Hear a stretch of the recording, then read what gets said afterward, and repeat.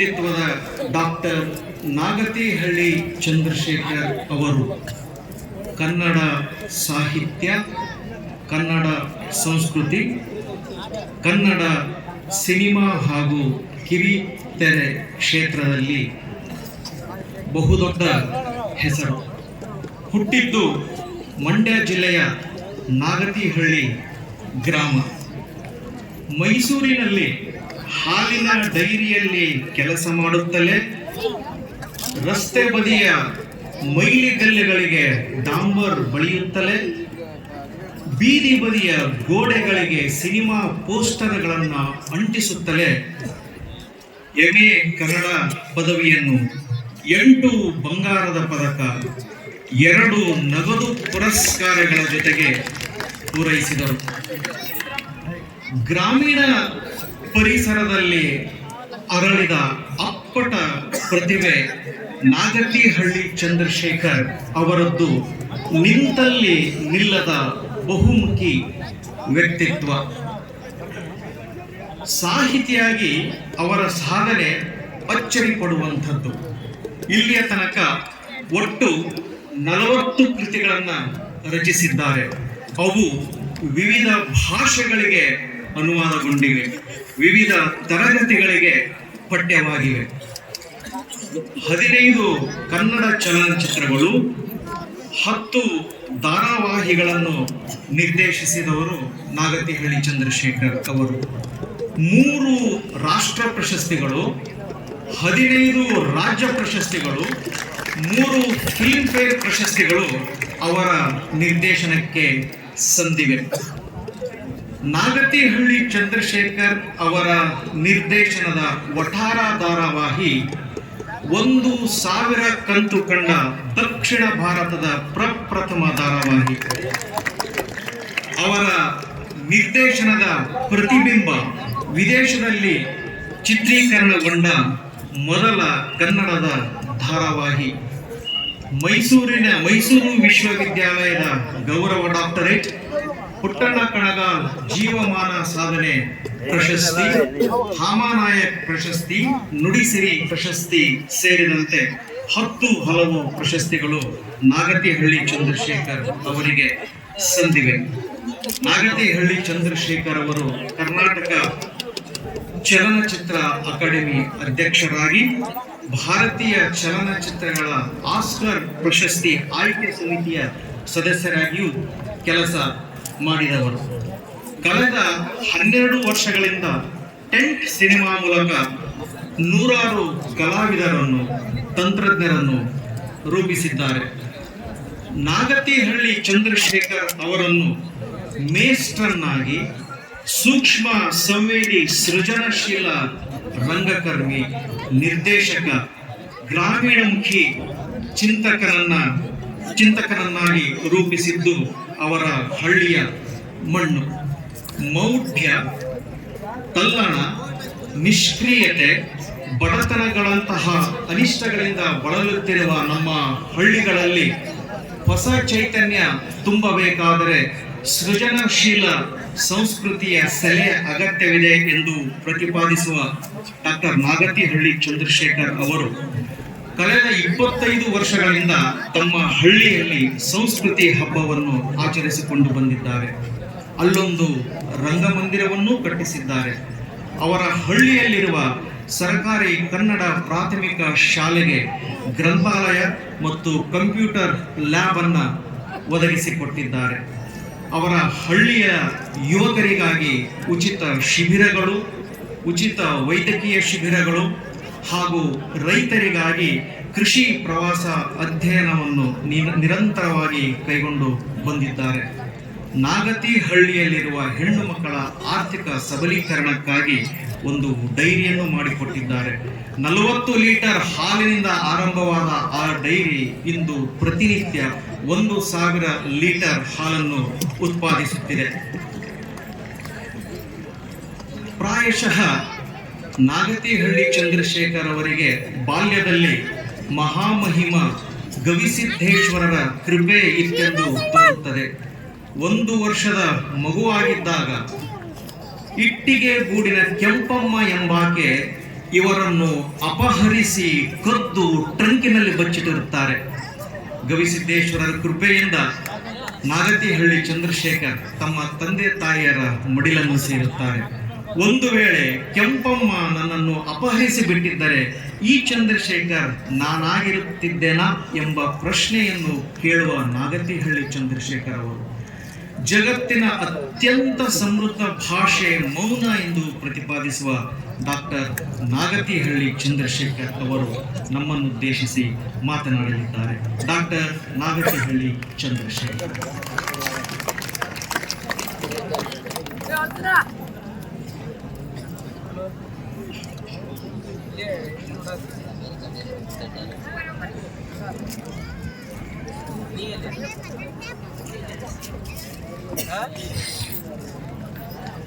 ಎಷ್ಟು ಜನ ಇದ್ರಿ ಅಂತ ನೋಡ್ತಾ ಇದ್ದೀವಿ. ಕಾರ್ಯಕ್ರಮ ಚೆನ್ನಾಗಿ ಆಯೋಜಿಸಿದ್ದಾರೆ. ಉಪನ್ಯಾಸದಲ್ಲಿ ಯಾರು ತೂಕಡಿಸಿದ್ರೆ ಒಂದು ಭರ್ಜರಿ ನೃತ್ಯ, ತಕ್ಷಣ ಎಲ್ಲ ಎದ್ದುಕೊಳ್ತೀರಿ. ಶ್ರೀಗಳಿಗೆ ಒಂದು ವೈಜ್ಞಾನಿಕವಾದಂತಹ ದೃಷ್ಟಿಕೋನ ಐತೆ ಅಂತ ಇದರಿಂದ ನನಗೆ ಹೊಡೆಯುತ್ತಾ ಇದೆ. ಅರ್ಜುನ ಜಾತ್ರೆಗೆ ಬನ್ನಿ. ಶ್ರೀ ಗವಿಸಿದ್ದೇಶ್ವರ ಜಾತ್ರಾ ಮಹೋತ್ಸವ ಈ ವರ್ಷ ಕಳೆದ 3 ವರ್ಷದ ಹಿಂದೆಯೇ ನಾನು ಬರಬೇಕಿತ್ತು. ಪ್ರತಿ ಸಲ ಪ್ರಯತ್ನಿಸ್ತಿದ್ದೆ. ನನ್ನ ಅಲೆಮಾರಿ ಬದುಕು ಮತ್ತು ಚಿತ್ರೀಕರಣ ಇತ್ಯಾದಿಗಳಿಂದ ಈ ವರ್ಷ ನನ್ನನ್ನು ಜಗದೀಶ್ ಅವರು ಇಲ್ಲಿ ಭಾಗವಹಿಸುವಂಥ ಅಪೂರ್ವ ಅವಕಾಶ ಕೊಟ್ಟರು. ತರಗತಿಗಳಲ್ಲಿ ಪಾಠ ಮಾಡೋ ನಮಗೆ 40ರಿಂದ 100 ಜನ ಇದ್ರೆ ಕಂಫರ್ಟಬಲ್. ಇಲ್ಲಿಯೋ ಜನಸಾಗರ, ಲಕ್ಷಾವಧಿ ಜನ. ಹಾಗಾಗಿ ಇದನ್ನು ನೋಡಿ ನಾನು ನಿಬ್ಬೆರಗಾಗಿದ್ದೇನೆ. ನನ್ನ ಬದುಕಿನ ಪ್ರಥಮ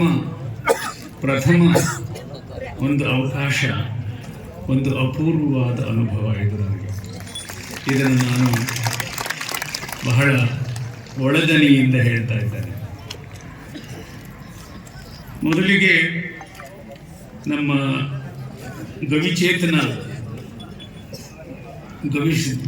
ಸಿದ್ದೇಶ್ವರ ಮಹಾಸ್ವಾಮಿಗಳ ಬಗ್ಗೆ ನಾನು ಬಹಳ ಕಾಲದಿಂದ ಅವರ ಭೇಟಿಯಾಗಿದ್ದರೂ ಕೂಡ ಕರ್ನಾಟಕದ ಅನೇಕ ಸಂತರನ್ನು ಗೌರವಿಸುವ ಹಾಗೆ, ಗಮನಿಸುವ ಹಾಗೆ ನೋಡ್ಕೊಂಡು ಬಂದೆ.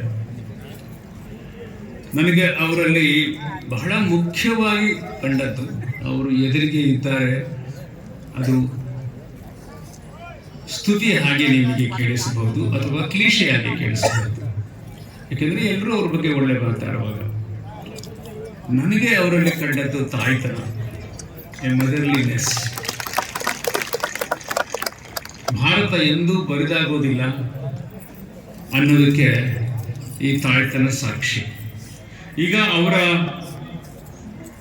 ಅವರ ತಾಯ್ತನದ ಸಾಕ್ಷ್ಯಾಧಾರಗಳು ಒಂದಲ್ಲ ಎರಡಲ್ಲ ಸಾವಿರಾರು. 2019ರಲ್ಲಿ ಅವರು ಇಲ್ಲಿ ಒಂದು ಜಲ ಸಂರಕ್ಷಣೆಯ ಮಹಾಕ್ರಾಂತಿ ಮಾಡಿದ್ದಾರೆ. ಸುಮಾರು 25 ಗ್ರಾಮಗಳಿಗೆ ನೀರುಣಿಸುವಂಥ ಪುಣ್ಯ ಕಾರ್ಯ ಅದು. ಅದನ್ನು ತಾವು ಬಲ್ರಿ. ಜಗದೀಶ್ ಹೇಳ್ತಾ ಇದ್ರು, ಸ್ವಂತ ಶ್ರೀಗಳೇ ಮುಂಜಾನೆ ಹೋಗಿ ಹಿರೇಹಳ್ಳದ ಪುನಶ್ಚೇತನ ಕಾರ್ಯಕ್ರಮ ಮಾಡ್ತಾ ಇದ್ರು. ಅನಂತರ ಜನ ತಂಡೋಪತಂಡವಾಗಿ ಬಂದು ಸೇರಿಕೊಂಡ್ರು ಅಂತ. ಗಾಂಧೀಜಿಯವರು ಉಪ್ಪಿನ ಸತ್ಯಾಗ್ರಹ ಮಾಡುವಾಗ ಯಾವುದೋ ಕಡಲ ತೀರದಲ್ಲಿ ಒಂದು ಹಿಡಿ ಉಪ್ಪನ್ನು ಹಿಡಿದು ಎದ್ದು ನಿಂತರೆ ಇಡೀ ಭಾರತ ಅವ್ರ ಜೊತೆ ಹೊರಟೋಗ್ಬಿಡ್ತೈತೆ. ಹಾಗಾಗಿ ಪೂಜ್ಯ ಸ್ವಾಮೀಜಿಯವರೇ, ತಮ್ಮಲ್ಲಿ ನಾನು ಗಾಂಧಿಯನ್ನ, ಬುದ್ಧನನ್ನ, ಅಂಬೇಡ್ಕರನ್ನ, ಈ ಎಲ್ಲ ಚೇತನೆಗಳ ಜೊತೆಗೆ ಬಸವಣ್ಣವರನ್ನ ನಾನು ಕಂಡುಕೊಂಡಿದ್ದೆ. ಇದನ್ನು ನಾನು ಕೇವಲ ಭಾವುಕ ನೆಲೆಯಲ್ಲಿ ಹೇಳ್ತಾ ಇಲ್ಲ. ಇವತ್ತು ಸಮಾಜಕ್ಕೆ ಅಂತಹ ಕ್ರಾಂತಿ ಬೇಕಾಗಿದೆ. ಮಠಗಳು ಕೇವಲ ಪ್ರಸಾದ ವಿನಿಯೋಗ ಮಾಡಿದರೆ, ಪ್ರವಚನ ಮಾಡಿದರೆ ಸಾಲದು. ಅದರ ಆಚೆಗೆ ಇಂಥ ಭಕ್ತರೇ ನಡೆಸುವ ಜಾತ್ರೆ, ಭಕ್ತರೇ ಅರ್ಪಿಸುವಂತಹ ಒಂದು ದಾನ, ಜನತೆಗೆ ದಾನದ ಪರಿಕಲ್ಪನೆಯನ್ನ ಕೊಡ್ತಕ್ಕಂಥದ್ದು ಇಲ್ಲಿ ಬಹಳ ಬಹಳ ಮನಮುಟ್ಟುವಂತಹ ರೀತಿಯಲ್ಲಿ ನಡ್ಕೊಂಡು ಬಂದಿದೆ. ಈ ಸಾಮಾಜಿಕ ಕ್ರಾಂತಿ ಯಾಕೆ ಮುಖ್ಯ ಅಂದ್ರೆ ಭಾರತದ ಗ್ರಾಮೀಣ ಜಗತ್ತು ತಬ್ಬಲಿಯಾಗಿದೆ, ಕಷ್ಟದಲ್ಲಿದೆ. ಎಷ್ಟೋ ಗ್ರಾಮಗಳಿಗೆ ಕುಡಿಯೋದಕ್ಕೆ ನೀರಿಲ್ಲ, ಮೌಢ್ಯ ಆವರಿಸಿದೆ, ಕಂದಾಚಾರಗಳು ಆವರಿಸಿವೆ, ಒಳಜಗಳಗಳು, ಈರ್ಷ್ಯಗಳು. ನನ್ನ ದೃಷ್ಟಿಯಲ್ಲಿ ನಾನು ಒಂದು ಹಳ್ಳಿಯನ್ನ ಒಂದು ರೀತಿಯಲ್ಲಿ ದತ್ತು ಸ್ವೀಕಾರ ಮಾಡಿ ಗಮನಿಸಿದ ಹಾಗೆ ಹಳ್ಳಿಗಳನ್ನ ಸುಡ್ತಿರ್ತಕ್ಕಂಥದ್ದು ಈರ್ಷ್ಯೆ, ಮತ್ಸರ. ಅರಿಷಡ್ ವರ್ಗಗಳಲ್ಲಿ ಕಟ್ಟ ಕಡೆಯದಾಗಿರುವಂತಹ ಮತ್ಸರ ಇದೆಯಲ್ಲ, ಅದು ಪ್ರಥಮ ನೆಲೆಯಲ್ಲಿ ಇವತ್ತು ನಮ್ಮ ಗ್ರಾಮಗಳನ್ನು ಸುಡುತ್ತಿದೆ. ಜಗದೀಶ್ ಒಂದು ಮಾತು ಹೇಳಿದ್ರು, ನಮ್ಮ ವೇದಿಕೆಯಲ್ಲಿ ರಾಜಕಾರಣಿಗಳಿರಲ್ಲ. ಅದೊಂದು ಮಾತು ನನಗೆ ಬಹಳ ಇಷ್ಟವಾಯಿತು. ಇಂಥ ಸಭೆಯಲ್ಲಿ ಪಕ್ಷ ಮತ್ತು ರಾಜಕಾರಣ, ನಮ್ಮ ಹಳ್ಳಿಯ ಸಭೆಯಲ್ಲೂ ನಾನು ಹೀಗೆ ಮಾಡ್ತೀನಿ ಸ್ವಾಮೀಜಿ, ನೀವು ಸಿಂಧು, ನಾನು ಬಿಂದು, ತುಂಬ ಚಿಕ್ಕವನು. ನಮ್ಮ ಹಳ್ಳಿಗೆ ಒಂದು 2,000 ಜನಸಂಖ್ಯೆ, ಚಿಕ್ಕದಾಗಿ ನಾವು ಮಾಡ್ತೀವಿ ಸಂಸ್ಕೃತಿ ಹಬ್ಬ ಅಂತ. ನಾವು ಕೂಡ ವೇದಿಕೆಯಲ್ಲಿ ರಾಜಕಾರಣವನ್ನ ಬಂದರೆ ಅವರು ಕೆಳಗಡೆ ಕೂತಿರ್ತಾರೆ, ಗೌರವಿಸ್ತೀವಿ. ಕಾರಣ ರಾಜಕಾರಣ ತನ್ನ ಅವಕಾಶವಾದದಿಂದ ಹಳ್ಳಿಗಳನ್ನು ಒಡೆದು ನಾಶ ಮಾಡಿಬಿಟ್ಟಿಲ್ಲ. ಅದನ್ನು ಒಗ್ಗೂಡಿಸುವ ಕೆಲಸ ಧರ್ಮದ್ದು, ಅಧ್ಯಾತ್ಮದ್ದು. ನಾವು ರಾಜಕಾರಣಿಗಳ ದ್ವೇಷಿಗಳಲ್ಲ. ಪ್ರಜಾಪ್ರಭುತ್ವ, ಚುನಾವಣೆ, ರಾಜಕಾರಣ ಒಂದು ಅವಿಭಾಜ್ಯ ಅಂಗ. ಆದರೆ ಇಂಥ ಸಂದರ್ಭಗಳಲ್ಲಿ ರಾಜಕೀಯ ಅಜೆಂಡಾನ ಇಟ್ಕೊಂಡ್ರೆ ಅದು ಸಮಾಜವನ್ನು ಮುನ್ನಡೆಸತಕ್ಕಂತಹ ರೀತಿಗೆ ತುಂಬಾ ದೊಡ್ಡ ಧಕ್ಕೆ ಅಂತ. ಚುನಾವಣೆ ಮುಗಿದ ಮೇಲೆ ಯಾರು ಯಾವ ಪಕ್ಷಕ್ಕಾದ್ರೂ ಓಟ್ ಹಾಕಿ ಚುನಾವಣೆ ಗೆದ್ದವ್ರಿಗೆ ಅವ್ರನ್ನ ಬಳಸ್ಕೊಂಡು ನಿಮಗೆ ಬೇಕಾದ ಕೆಲಸ ಮಾಡಿಸ್ಕೊಳ್ರಪ್ಪ. ಆದರೆ ಸಂಸ್ಕೃತಿ ಹಬ್ಬ ಮಾಡುವಾಗ, ಸಮಾವೇಶ ಮಾಡುವಾಗ, ಜಾತ್ರೆ ಮಾಡುವಾಗ ಎಲ್ಲ ಒಟ್ಟಿಗೆ ಇರತಕ್ಕಂಥದ್ದು ಬಹಳ ಬಹಳ ಮುಖ್ಯವಾದಂತಹ ಮಾತು. ನನಗೆ ಇನ್ನೊಂದು ಇಷ್ಟವಾದಂತಹ ಕಾರ್ಯಕ್ರಮ ಬೆಳಕಿನೆಡೆಗೆ ಕಾರ್ಯಕ್ರಮ. ಅದ್ರ ಬಗ್ಗೆ ನಾನು ಓದ್ತಾ ಇದ್ದೆ. ಲೀಡ್ ಕೈಂಡ್ಲಿ ಲೈಟ್, ಬೆಳಕಿನ ಕಡೆಗೆ ಪ್ರಯಾಣ ಮಾಡತಕ್ಕಂಥದ್ದು. ಇನ್ನೆಲ್ಲೋ ಒಂದು ಗಿಣಿಕೇರಿ ಅಭಿವೃದ್ಧಿ 300 ಎಕರೆಯ ಒಂದು ಕೆರೆಯನ್ನು ಅಭಿವೃದ್ಧಿಪಡಿಸ್ತಿರ್ತಕ್ಕಂಥದ್ದು, ಜಲಾನಯನ ಪ್ರದೇಶಗಳನ್ನು ಅಭಿವೃದ್ಧಿಪಡಿಸ್ತಿರ್ತಕ್ಕಂಥದ್ದು, ರಕ್ತದಾನ ಶಿಬಿರಗಳು, ಬಾಲ್ಯ ವಿವಾಹಕ್ಕೆ ತಡೆ ಉಂಟು ಮಾಡ್ತಕ್ಕಂಥದ್ದು, ವಿಕಲ ಚೇತನರ ಜೋಡಿಗಳಿಗೆ ಒಂದು ಕಲ್ಯಾಣದ ಸೌಭಾಗ್ಯವನ್ನು ಕೊಡತಕ್ಕಂಥದ್ದು. ಯಾರಿಗಿಂತ ಯೋಚನೆ ಬರುತ್ತೆ ಹೇಳಿ? ಎಂತ ಅದ್ಭುತವಾದ ಯೋಚನೆ ಅಲ್ಲ. ಹೀಗಾಗಿ ಈ ಅಜ್ಜನ ಜಾತ್ರೆಗೆ ಸಾಮಾಜಿಕ ಜಾತ್ರೆ ಅಂತ ಕರೀಬೋದು. ನಾನು ನಿನ್ನೆನೇ ಬಂದೆ, ಒಂದು 2 ಮನೆಗಳಿಗೆ ಹೋಗಿದ್ದೆ. ಇಲ್ಲಿ ಯಾರಿಗಾದ್ರೂ ಕೊಪ್ಪಳದಲ್ಲಿ ಹೆಂಗಿದ್ದೀರಿ ಸೊಮ್ಮೆ ಅಂತ ಕೇಳಿದ್ರೆ ಸಾಧಾರಣ ಉತ್ತರ ಏನಿರುತ್ತೆ? ಅಜ್ಜ ಇದ್ದಾರೆ ಬಿಡ್ರಿ, ನೋಡ್ತಾರೆ. ಎಷ್ಟು ಚೆನ್ನಾಗಿದೆ ನೋಡಿ ಉತ್ತರ.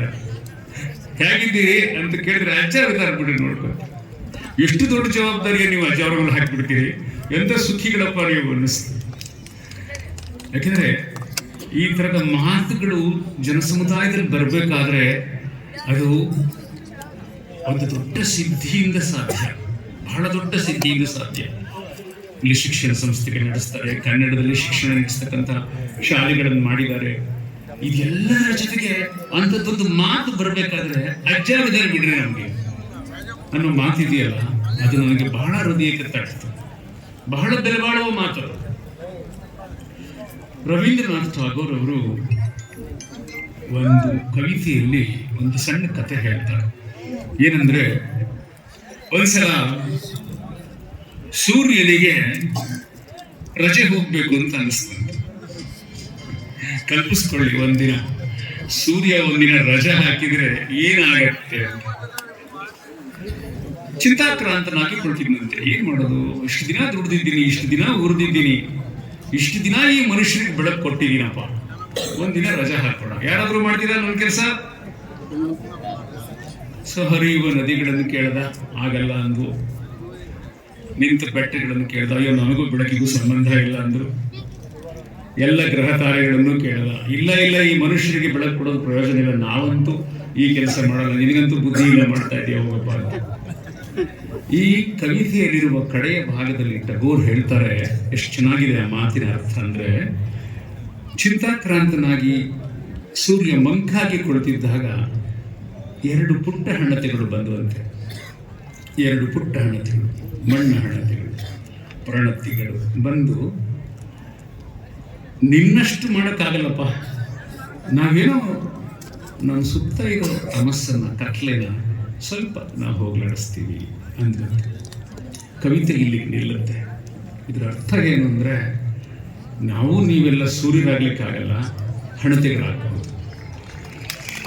ಸೂರ್ಯರಾಗುವ ಸಾಮರ್ಥ್ಯ ಇವರಿಗೆಲ್ಲ ಇದೆ, ಇಲ್ಲಿರುವವರಿಗೆ, ಅಲ್ಲಿರುವವರಿಗೆ.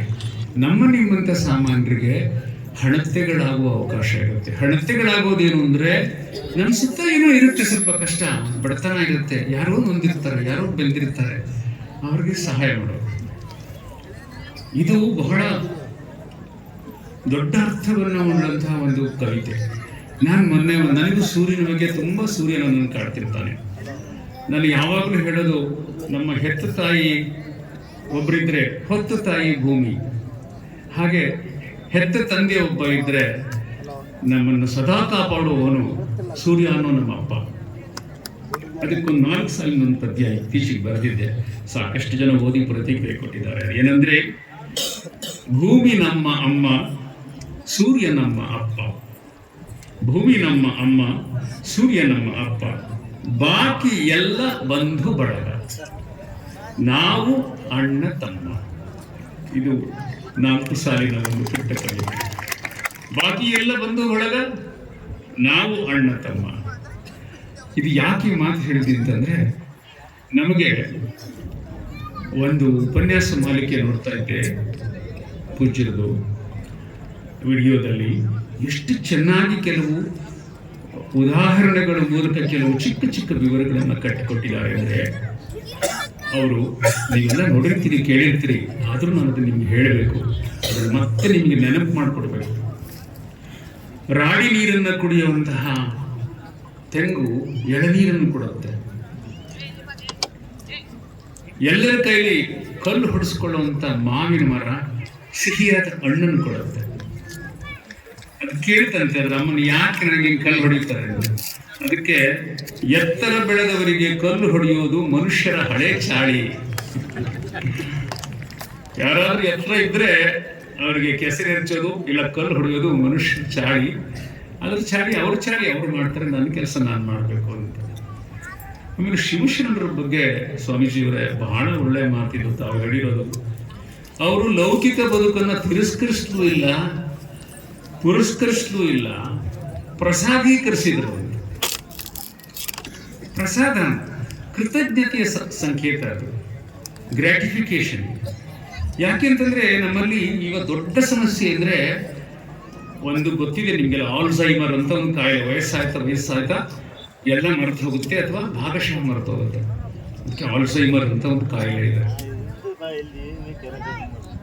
ಆದ್ರೆ ಇತ್ತೀಚೆಗೆ ಒಂದು ಐಚ್ಛಿಕ ಆಲ್ಝೈಮರ್, ಆಪ್ಷನಲ್ ಆಲ್ಝೈಮರ್, ಬೇಕು ಅಂತ ತಾವೇ ತಂದ್ಕೊಳ್ಳುವಂತ ಒಂದು ಕಾಯಿಲೆ.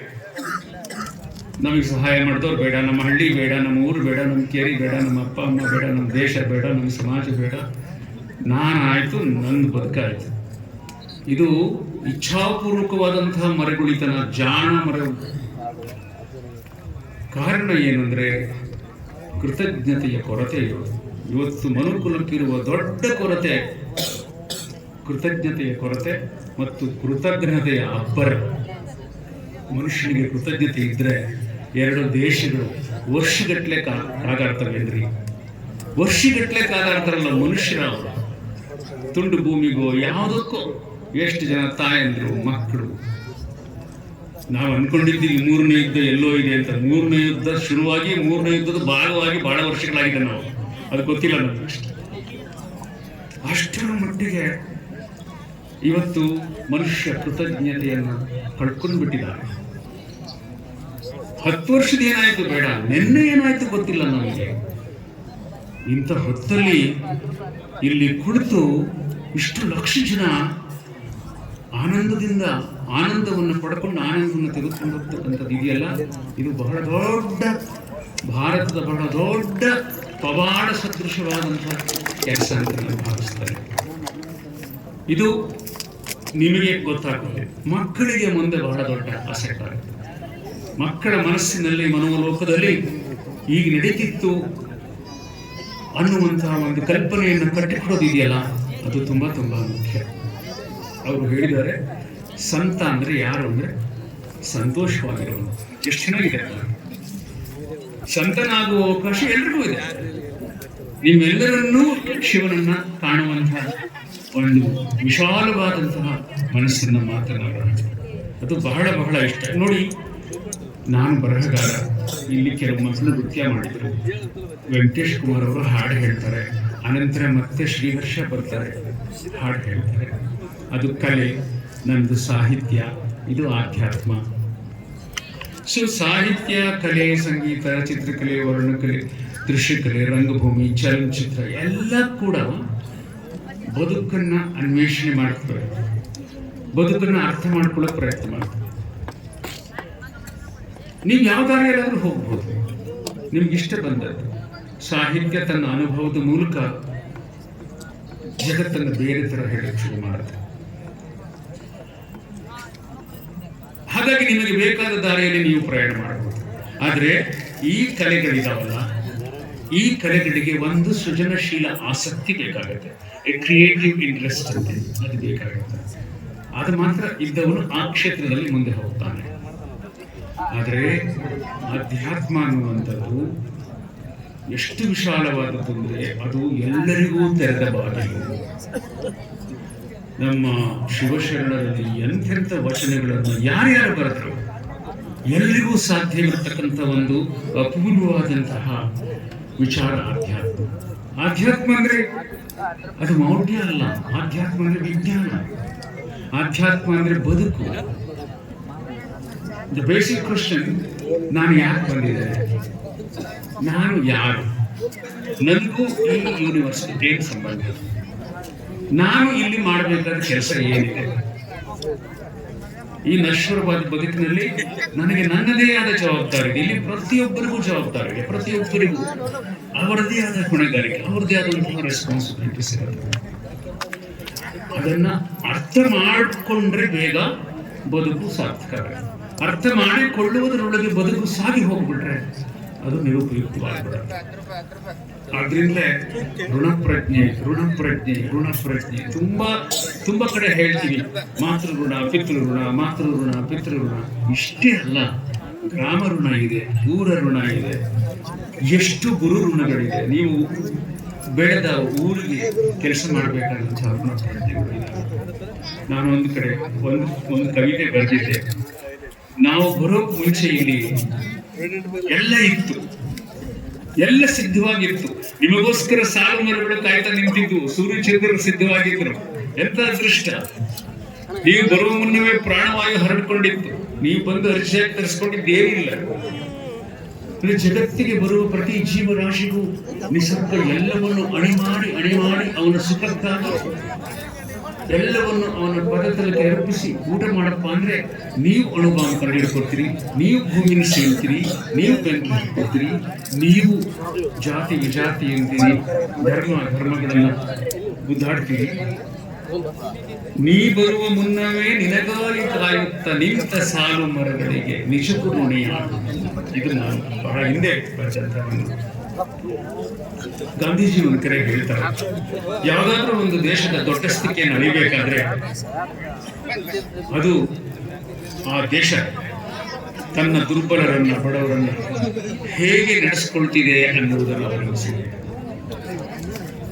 ಅದಕ್ಕೆ ಪೂರ್ವಕವಾಗಿ ಅಂಬೇಡ್ಕರ್ ಅವರು ಇನ್ನೊಂದು ಕಡೆ ಅದೇ ಮಾತಿಗೆ ದನಿಗೂಡಿಸಿ ಹೇಳ್ತಾರೆ, I measure the progress of A community by the degree of progress which women have achieved. ಒಂದು ದೇಶದ ದೊಡ್ಡಸ್ತಿಕೆ ಅಂದ್ರೆ ಆ ದೇಶದಲ್ಲಿ ಹೆಣ್ಣು ಮಕ್ಕಳು ಎಷ್ಟು ಸಾಧನೆ ಮಾಡಿದ್ದಾರೆ, ಅವ್ರನ್ನ ಹೇಗೆ ನೋಡ್ಕೊಳ್ತಿದ್ದೀವಿ, ಅವರು ತೃಪ್ತರಾಗಿದ್ದಾರ. ಜಗದೀಶ್ವರ್ ನಮ್ಮ ಬಗ್ಗೆ ಮಾತನಾಡ್ತಾ ಹೇಳ್ತಾ ಇದ್ರು, ನಮ್ಮ ಹಳ್ಳಿಲೊಂದು ಪುಟ್ಟ ಮಿಲ್ ತಯಾರಿ ಮಾಡಿಕೊಟ್ಟೆ. ಹಾಸ್ಯ ಮಾಡಿದ್ರು, ನಮ್ದು ಬಯಲು ಸೀಮೆ, ಮಳೆಗಾಲ ಇಲ್ಲ, ಬರಗಾಲ, ಮಳೆ ಬಂದಾಗ ಬೆಳೆ, ಈ ತರದ ಒಂದು ಬಯಲುಸೀಮೆಯ ಬರಡು ಹಳ್ಳಿ ನಿಮ್ಮ ಹಾಗೆ ಬಹುತೇಕ. ನಿಮಗಾದ್ರೂ ಸುತ್ತಮುತ್ತ ನೀರಿದೆ, ನಿಮ್ಮ ಊರು ಬಿಟ್ಟರು ಕೂಡ ಒಂದು 20-30 ಕಿಲೋಮೀಟರ್ ಹೋದ್ರೆ ಡ್ಯಾಮ್ಗಳು ಎಲ್ಲ ಇದೆ. ನಮ್ಗೇನಿಲ್ಲ, ಹೆಸರಿಗಷ್ಟೇ ಮಂಡ್ಯ ಜಿಲ್ಲೆ. ಮಂಡ್ಯ ಜಿಲ್ಲೆ ಅಂದ್ರೆ ಎಲ್ಲರ ಕಣ್ಣಿಗೆ ಕಾಣಿಸೋದು ಆಲೆಮನೆ, ಕಬ್ಬು, ನೀರಾವರಿ, ಕಾವೇರಿ. ಇಲ್ಲ ಮಂಡ್ಯದ ಎಲ್ಲ ಭಾಗವೂ ಆಗಿಲ್ಲ. ಅಂಥದ್ದೊಂದು ನತದೃಷ್ಟ ಭಾಗ ನಮ್ದು ನಾಗಮಂಡಲ. ಅವ್ರಿಗೆ ಹೆಣ್ಮಕ್ಳಿಗೆ ಒಂದು ಡೈರಿ ಮಾಡ್ಕೊಟ್ಟಾಗ, ಇಲ್ಲಣ್ಣ ಇಲ್ಲಿ ಕಷ್ಟ, ಇಲ್ಲೇ ನೋಡೋಣ ಪ್ರಯತ್ನ ಮಾಡಿ, ಕಷ್ಟ ಅನ್ನೋ ಶಬ್ದನ ಕಿತ್ತು ಹಾಕಬೇಕು ಹಳ್ಳಿಯವರು. ಫಸ್ಟ್ ಪ್ರಯತ್ನ ಮಾಡಿ. 40 ಲೀಟರ್ನಿಂದ ಶುರುವಾಯಿತು. ಇವತ್ತು ಹೆಣ್ಣು ಮಕ್ಕಳಿಗೆ 1000 ಲೀಟರ್ ಹಾಲು ಪ್ರತಿನಿತ್ಯ ಉತ್ಪಾದನೆ ಮಾಡಿ ಸರ್ಕಾರಿ ಡೈರಿಗೆ ಹಾಕ್ತಾ ಇದ್ದಾರೆ. ಅವರಿಗೆ ಹೋದ ವರ್ಷ ಒಂದು ಬ್ಯಾಂಕ್ ಕೂಡ ನಾವು ಮಾಡಿಕೊಡ್ತೀವಿ. ಇದನ್ನು ಯಾಕೆ ಹೇಳ್ತೀನಿ ಅಂತಂದ್ರೆ, ಸರ್ಕಾರದ ಸೌಲಭ್ಯಗಳಿರುತ್ತೆ. ಡೈರಿ ಉದ್ಯಮ ಒಂದೇ ಪ್ರತಿ ವಾರ ರೈತರ ಮನೆ ಬಾಗಿಲಿಗೆ ಹಣ ಕೊಡ್ತಕ್ಕಂಥದ್ದು. ಮತ್ತು ಹಳ್ಳಿ ಹೆಣ್ಮಕ್ಳ ಹತ್ರ 100 ರೂಪಾಯಿ ಇದ್ರು ಒಂದೇ, ಗಂಡಸರ ಹತ್ರ 1000 ರೂಪಾಯಿ ಇದ್ರು ಒಂದೇ. ಗಂಡಸರು ಅದನ್ನ ಬೇಕಾಬೇಕೇ ಖರ್ಚು ಮಾಡ್ತಾರೆ, ಹೆಣ್ಮಕ್ಳು ಅದನ್ನ ಜತನ ಮಾಡಿ, ಕಾಪಾಡಿ, ಮಕ್ಕಳನ್ನ ಓದಿಸಿ, ಹಬ್ಬ ಮಾಡಿ, ಅದರಲ್ಲೇ ಬಟ್ಟೆ ತಂದು ಅದನ್ನೇ ಓದಿಸಿ ಹಳ್ಳಿ ಕಾಪಾಡ್ತಾರೆ. ಇದು ನಾನು ಕಣ್ಣಾರೆ ನಮ್ಮ ತಾಯಂದಿರನ್ನು ನೋಡಿ ಗಮನಿಸಿ, ನಮ್ಮ ಅಭಿವೃದ್ಧಿ ಮಹಿಳಾ ಸಂಘವನ್ನು ನೋಡಿ ಇದನ್ನು ಖಂಡಿತ ತೋರಿಕೆಗಳು. ಇದೇ ಯುಗಾದಿಗೆ ನಾವು 21ನೇ ವರ್ಷದ ಹಬ್ಬ ಮಾಡ್ತೀವಿ. ಬನ್ನಿ, ಭಾಗವಹಿಸಿ ನೋಡಿ. ನೀವೆಲ್ಲ ಬಂದ್ರೆ ನಿಮ್ಗೆಲ್ಲ ಊಟ ಕೊಡೋ ಶಕ್ತಿ ನಮಗಿಲ್ಲ. ಅಷ್ಟು ದೊಡ್ಡ ಆಹ್ವಾನ ಕೊಡೋದಕ್ಕೆ ಭಯ ಆಗುತ್ತೆ ನಿಮಗೆ ನೋಡಿ. ಇದನ್ನು ಯಾಕೆ ಹೇಳ್ತೀನಿ ಅಂತಂದ್ರೆ, ಇವತ್ತು ಪ್ರತಿ ಹಳ್ಳಿಗಳಲ್ಲಿ ಎಂಥ ಕೆಲಸ ಇದೆ, ಆರ್ಥಿಕ ಸಬಲೀಕರಣ ಇದೆ. ನಮ್ಮ ಹಳ್ಳಿ ಯುವಕರಿಗೆ ಚುನಾವಣೆ ಬಂದಾಗ ಮಾತ್ರ ಬಹಳ ಬ್ಯುಸಿ ಆಗಿರ್ತಾರೆ. ಯಾವ ಜೀಪ್ ಹೊತ್ಕೊಳ್ಳೋದು, ಯಾವ ಪಕ್ಷಕ್ಕೆ ಹೋಗೋದು, ಏನ್ ಮಾಡೋದು ಕಥೆ ಇರುತ್ತೆ. ಆದ್ರೆ ಭಾರತವೆಂಬ ಮಹಾವೃಕ್ಷದ ತಾಯಿ ಬೇರೆಗಳಿದ್ದ ಹಾಗೆ ಅವುಗಳನ್ನು ನೋಡ್ಕೋಬೇಕಾದ್ದು ನಮ್ಮದೇ ಕೆಲಸ. ಹೌದು, ಹೊರಗಡೆ ಹೋಗಿ ಸುತ್ತಾಡಿ ಹಣ ಮಾಡಿ ಗಳಿಸಿ ಮತ್ತೆ ಹಳ್ಳಿಗೆ ಬನ್ನಿ. ಮನುಷ್ಯನಿಗೆ ರೆಕ್ಕೆನೂ ಬೇಕು, ಬೇರೂ ಬೇಕು. ರೆಕ್ಕೆ ಮತ್ತು ಬೇರು ಎರಡೂ ಬೇಕು ಅನ್ನುವಂಥ ಫಿಲಾಸಫಿಯಲ್ಲಿ ನಾನು ನನ್ನ ಅಮೆರಿಕ ಚಿತ್ರದಲ್ಲಿ ಹೇಳಿದ್ದೀನಿ. ಕೆಲವರಾದರೂ ಆ ಚಿತ್ರವನ್ನು ನೋಡಿರಬಹುದು. ಮನುಷ್ಯನಿಗೆ ರೆಕ್ಕೆ ಬೇಕು, ಹಾರಬೇಕು, ಜಗತ್ತಿನ ಸಾರವನ್ನು ಹೀರಬೇಕು. ಓದಿನ ಮೂಲಕ, ಅಧ್ಯಯನದ ಮೂಲಕ, ಪ್ರವಾಸದ ಮೂಲಕ, ಜನರನ್ನು ನೋಡೋದ್ರ ಮೂಲಕ ಹೀರಬೇಕು. ಮತ್ತೆ ಬರಬೇಕು, ನಿನ್ನ ಜಾಗಕ್ಕೆ ಬಾ. ನೋಡಿ, ಇಲ್ಲಿ ಒಬ್ಬರು ನೆಲೆ ನಿಂತಿದ್ದರಿಂದ ಕೂರ್ಚಿರು. ಏನು ಬದಲಾವಣೆ ಆಗಿದೆ, ಎಷ್ಟು ದೊಡ್ಡ ಬದಲಾವಣೆ ಆಗಿದೆ. ಎಷ್ಟು ಜನಕ್ಕೆ ಕುಡಲಿಕ್ಕೆ ನೀರು ಸಿಕ್ಕಿದೆ, ಅಕ್ಷರ ಸಿಕ್ಕಿದೆ, ಅನ್ನ ಸಿಕ್ಕಿದೆ, ಜ್ಞಾನ ಸಿಕ್ಕಿದೆ, ಏನೆಲ್ಲ ಸಿಕ್ಕಿದೆ. ಆದ್ರಿಂದ ರೆಕ್ಕೆ ಮತ್ತು ಬೇರುಗಳನ್ನು ಹೊಂದುವ ಒಂದು ತಾಯ್ತನವನ್ನು ನಾವು ಪಡ್ಕೋಬೇಕಾಗುತ್ತೆ. ಅದು ಮುಖ್ಯವಾಗಿ ಆಗಬೇಕಾಗಿರೋದು ನಮ್ಮ ಹಳ್ಳಿಗಾಡಲ್ಲಿ ನಾವು ಕೇಳ್ಕೊಳ್ಬೇಕಾಗಿರ್ತದೆ. ಯಾಕೆ ಒಬ್ಬ 10 ಎಕರೆ 20 ಎಕರೆ ಜಮೀನಿರ್ತಕ್ಕಂಥ ರೈತ ಅದನ್ನ ಆರ್ಥಿಕವಾಗಿ ಬದಲಾಯಿಸಿಕೊಳ್ಳೋದಕ್ಕೆ ಪ್ರಯತ್ನ ಮಾಡದೆ ಯಾವುದೋ ನಗರದ ಒಂದು ಸಂಸ್ಥೆಗೆ ಹೋಗಿ ಒಬ್ಬ ಸೆಕ್ಯೂರಿಟಿ ಗಾರ್ಡ್ ಆಗಿ ವಿಷಲೂತ್ತ ನಿಂತಿರ್ತಾನಲ್ಲ, ಇದು ನಮ್ಮನ್ನು ಡಿಸ್ಟರ್ಬ್ ಮಾಡಬೇಕಲ್ವಾ? ಇದು ನಮಗೆ ಯೋಚನೆ ಮಾಡಬೇಕಲ್ವಾ? ಎಲ್ಲದಕ್ಕೂ ಸರ್ಕಾರವನ್ನು ನಂಬೋದು, ಸರ್ಕಾರದ ಯೋಜನೆಗಳನ್ನು ಕೇಳ್ಕೊಂಡು ಕೂತ್ಕೊಳ್ಳೋದು ಅಗತ್ಯ ಇಲ್ಲ. ಅದಕ್ಕೆ ನಾವು ಮೊದಲು ಹೇಳಿದ ಹಾಗೆ ಇಲ್ಲಿ ನಾವೆಲ್ಲ ಮಾಡಬೇಕಾದಂಥ ತುಂಬ ಕೆಲಸಗಳಿದ್ದಾವೆ. ಆ ಕೆಲಸಗಳ ನೆನಪು ಮಾಡಿಕೊಡ್ತಕ್ಕಂಥ ಒಂದು ಬಹುದೊಡ್ಡ ಪ್ರೇರಕ ಶಕ್ತಿ, ಪ್ರೇರಣೆ ಇವತ್ತು ನಾನು ಈ ಕವಿಸಿದ್ದೇಶ್ವರ ಜಾತ್ರಾ ಮಹೋತ್ಸವದಲ್ಲಿ ಪೂಜ್ಯರ ಸನ್ನಿಧಿಯಲ್ಲಿ ಕಂಡುಕೊಂಡಿದ್ದೇನೆ. ನಮ್ಮ ತುಮಕೂರಿನ ಸಿದ್ಧಲಿಂಗ ಮಹಾಸ್ವಾಮಿಯವರು ಬಹಳ ಚೆನ್ನಾಗಿ ಮಾತನಾಡಿದರು. ನನ್ನ ಅದೃಷ್ಟಕ್ಕೆ ಅವರು ನಮ್ಮ ಹಳ್ಳಿಯ ಪಕ್ಕದಲ್ಲಿದ್ದಾರೆ. ಹಾಗಾಗಿ ನಮ್ಮ ಹಳ್ಳಿಯಲ್ಲಿ ಆಗ್ತಕ್ಕಂಥ ಕಾರ್ಯಕ್ರಮಗಳನ್ನು ಗಮನಿಸಿದ್ದಾರೆ. ಮತ್ತು ಸಿದ್ಧಾರೂಢ ಮಹಾಸ್ವಾಮಿಗಳು ಕೂಡ ಬಹಳ ಉಪಯುಕ್ತವಾದಂತ ಮಾತನಾಡಿದ್ದಾರೆ. ಇಬ್ಬರು ಸಾಧಕರನ್ನು ಕರೆಸಿದ್ದೀರಿ, ಬೇರೆ ರಾಜ್ಯದ ಒಂದು ನೃತ್ಯವನ್ನು ನಾವು ನೋಡಿದ್ದೇವೆ. ಇದು ಈ ಥರದ ಸಮನ್ವಯ ಆಗಬೇಕು, ಈ ಥರ ಸಮನ್ವಯ ಆಗಬೇಕು. ಯಾಕೆಂದ್ರೆ ಒಂದು ಕಡೆ ವಿವೇಕಾನಂದರು ಶಿಕಾಗೋದಲ್ಲಿ ಭಾಷಣ ಮಾಡುವಾಗ ಒಂದು ಮಾತು ಹೇಳ್ತಾರೆ, ಇದನ್ನು ಕುವೆಂಪು ಬಹಳ ಚೆನ್ನಾಗಿ ಟ್ರಾನ್ಸ್ಲೇಟ್ ಮಾಡಿದ್ದಾರೆ ಕನ್ನಡಕ್ಕೆ. ಏನಂದ್ರೆ, ಇಷ್ಟು ಜನ ಬಂದಿದ್ದೀವಲ್ಲ ನಾವು, ಭಿನ್ನ ಭಿನ್ನವಾದ ಪ್ರದೇಶದಲ್ಲಿ ಜನಿಸಿದ ಭಿನ್ನ ಭಿನ್ನವಾದ ನದಿಗಳೆಲ್ಲವೂ ಹೇಗೆ ಕಟ್ಟೆ ಕಡೆಗೂ ಬಂದು ಒಂದು ಕಡಲನ್ನು ಸೇರ್ತಾವೆ, ಹಾಗೆ ಬೇರೆ ಬೇರೆ ಥರದ ಮನುಷ್ಯರು, ಬೇರೆ ಬೇರೆ ಸ್ವಭಾವಜನ್ಯ ಇರ್ತಕ್ಕಂತಹ ಮನುಷ್ಯರೆಲ್ಲ ನೋಡ್ಲಿಕ್ಕೆ ಬೇರೆ ಬೇರೆ ದಾರಿಯಲ್ಲಿ ಇದ್ರೂ ಕೂಡ ಅವರಿಗೆಲ್ಲ ಕಟ್ಟಕಡೆಯಾಗಿ ಮನುಕುಲದ ಶಾಂತಿ, ಮನುಕುಲದ ಸ್ವಸ್ಥತೆ, ನೆಮ್ಮದಿ ಬೇಕು ಅನ್ನುವಂಥದ್ದು. ಆ ದಿಕ್ಕಿನಲ್ಲಿ ನಾನು ತುಂಬ ಧಾರ್ಮಿಕ ಮನುಷ್ಯನಲ್ಲ, ನಾನು ಬರಹಗಾರನಾಗಿ ಹಳ್ಳಿಯ ಬದುಕನ್ನು ನೋಡ್ಕೊಂಡು ಬಂದಂಥದ್ದು. ಆ ದೃಷ್ಟಿಯಿಂದ ಇಲ್ಲಿ ಈ ಸಭೆಗೆ ಕರೆಸಿ ನನ್ನಿಂದ ಮಾತನಾಡಿಸಿದ್ದು ನನಗೆ ಬಹಳ ಮೊದಲು ಸಂಕೋಚವಂತಂದು. ಈ ಸಭೆಗೆ ಎಷ್ಟು ನಾನು ಅರ್ಹ, ಎಷ್ಟರ ಮಟ್ಟಿಗೆ ನಾನು ಇದನ್ನು ಈ ಯೋಗ್ಯತೆ ನನಗಿದೆ ಅಂತಕ್ಕಂಥದ್ದು ಬಹಳ ಅನ್ನಿಸ್ತು. ಆದರೆ ಐ ಬಿಲೀವ್ ಇನ್ ಇನ್ಕ್ಲೂಸಿವ್ನೆಸ್, ಒಳಗೊಳ್ಳುವಿಕೆಯಲ್ಲಿ ನನಗೆ ತುಂಬ ನಂಬಿಕೆ ಇದೆ. ಎಲ್ಲರೂ ಒಳಗೊಂಡು ಕೆಲಸ ಮಾಡೋದ್ರಲ್ಲಿ ನನಗೆ ತುಂಬ ನಂಬಿಕೆ ಇದೆ. ಎಲ್ಲರೂ ಸೇರಬೇಕು ಅನ್ನೋದ್ರ ಬಹಳ ನಂಬಿಕೆ ಇದೆ. ಎಲ್ಲ ಸೇರಿದಾಗ ಒಂದು ಚಿಂತನ ಮಂಥನವಾದಾಗ ಮಾತ್ರ ನಮ್ಮಲ್ಲಿ ಪ್ರೇಮ ಹುಟ್ಟಲಿಕ್ಕೆ ಸಾಧ್ಯ ಆಗುತ್ತೆ, ಪ್ರೀತಿ ಹುಟ್ಟಲಿಕ್ಕೆ ಸಾಧ್ಯ ಆಗುತ್ತೆ. Darkness cannot drive out by darkness. ಕತ್ತಲಿನಿಂದ ಕತ್ತಲನ್ನು ನೀವು ಓಡಿಸಲಾರೆ. Darkness cannot drive out darkness, only light can do that. ದೀಪ ಮಾತ್ರ ಕತ್ತಲನ್ನು ಹೋಗಲಾಡಿಸಬಹುದು. Hate cannot drive out hate. ದ್ವೇಷವನ್ನು ದ್ವೇಷದಿಂದ ನಿವಾರಿಸಲಾರೆ. Only love can do that. ಇದನ್ನು ಮಾರ್ಟಿನ್ ಲೂಥರ್ ಕಿಂಗ್ ತನ್ನ ಮಾತಿನಲ್ಲಿ ಹೇಳಿದ್ದಾರೆ. ಈ ಮಾತಿನೊಂದಿಗೆ ನನ್ನ ಮಾತುಗಳನ್ನು ಮುಗಿಸ್ತಾ ಇದ್ದೇನೆ. ಮಾತನ್ನು ಮುಗಿಸೋಕೆ ಮುಂಚೆ ವೇದಿಕೆ ಮೇಲಿರುವ ಗುರುವೃಂದಕ್ಕೆ, ಪೂಜ್ಯರಿಗೆ ಮತ್ತು ವಿಶೇಷವಾಗಿ ನಿಮಗೆ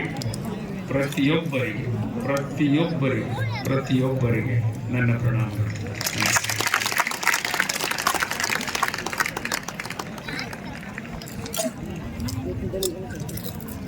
ಈ ಪವಿತ್ರ ಸಮಾರಂಭದಲ್ಲಿ ಪಾಲ್ಗೊಂಡು ಬಹಳ ಸುಂದರವಾದ ಮಾತುಗಳನ್ನು ಇಲ್ಲಿವರೆಗೆ ಹೇಳಿದ್ದಾರೆ. ನಾವೆಲ್ಲ ಕೃತಜ್ಞತೆಯನ್ನು ಸಲ್ಲಿಸಬೇಕು ಅಂತಕ್ಕಂಥ. ಧರಣಿಗೆ ಶರಣೆನ್ನು ಭರತ ಭೂಮಿಗೆ ಭಾಗು, ಕರುನಾಡಿಗರ್ಪಿಸು ಸದ್ಭಕ್ತಿ ಸುಮವ, ಶರಣರಿಗೆ ದಾಸರಿಗೆ ಸಿದ್ಧರಿಗೆ ಶುದ್ಧರಿಗೆ ಶಿರಬಾಗು, ಸಂಸ್ಮರಿಸು ಮರಳುಸಿದ್ದ ಎನ್ನುವ ಹಾಗೆ ನಾವೆಲ್ಲ ಕೃತಜ್ಞತೆಯನ್ನು ಸಲ್ಲಿಸಬೇಕು ಅಂತಕ್ಕಂಥ ಮಾತನ್ನು ಹೇಳ್ತಕ್ಕಂಥ ನಾಟ್ಯಹಳ್ಳಿ ಚಂದ್ರಶೇಖರ್ ಅವರಿಗೆ ಒಂದು ಜೋರಾದ ಚಪ್ಪಾಳೊಂದಿಗೆ ಧನ್ಯವಾದಗಳು ಹೇಳೋಣ. ಈಗ ಕಾರ್ಯಕ್ರಮದ ಕೊನೆ ಹಂತ